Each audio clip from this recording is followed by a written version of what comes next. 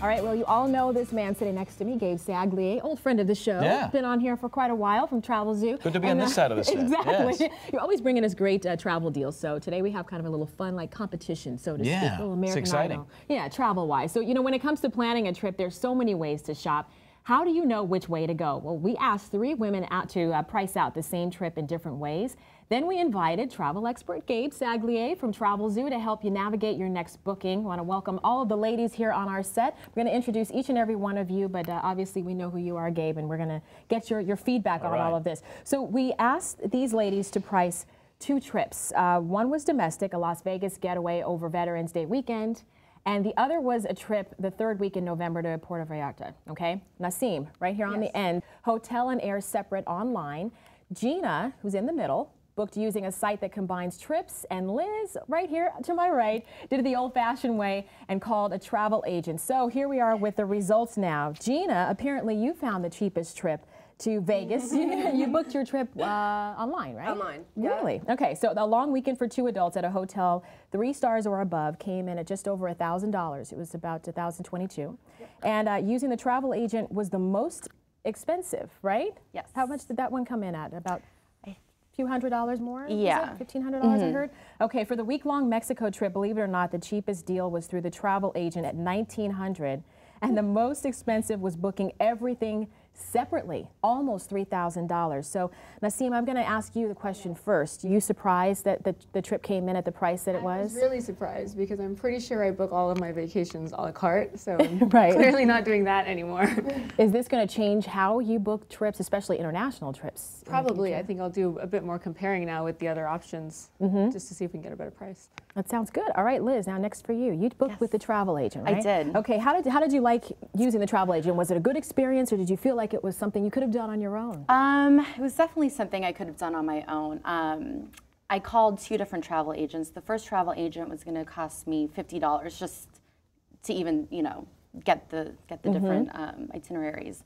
The second was a really nice woman, but it took a while, you know, for the email to come back to me. So it would have, you know, what would have taken, you know, 5 minutes took a day and a half. Could have hiked up the price right there. Yeah. Were you surprised that you got the best deal on I the Mexico was, trip? yeah.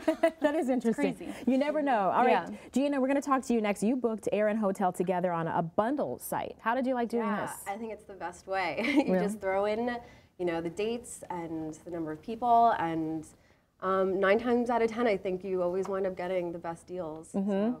Exactly. Now we got to go to you, Gabe, our Simon Cowell of the entire segment. It's interesting stuff here. What would you say? Yeah. Well, you know, I am partial to the online reality. There's no doubt that packages can offer a major savings punch because a lot of these companies will buy a lot of rooms, will get a lot of seats on a particular flight, and they get them at a savings that then get passed on to the consumer. So that's why the a la carte method, although there is a certain freedom there because you're definitely getting exactly the hotel you want or exactly the flight you want, a little bit more flexibility. You go with a package that can save you some considerable money. Now, the travel agent, you know, there's a lot of aspects in the travel industry, particularly, you know, international trips, you know, these bucket list kinds of destinations like, well, it's, you know, Mexico or South Africa or, you know, Asia, where a lot of these travel agents, because they have a little bit of insight, especially if you've not been to these places before, and also relationships with a lot of resorts at the other end, they can also translate to some pretty good value. That's interesting. Now, what if there's other extra expenses that a lot of people continue to forget to add into that price? Well, and these ladies did airfare and hotel out of New York City.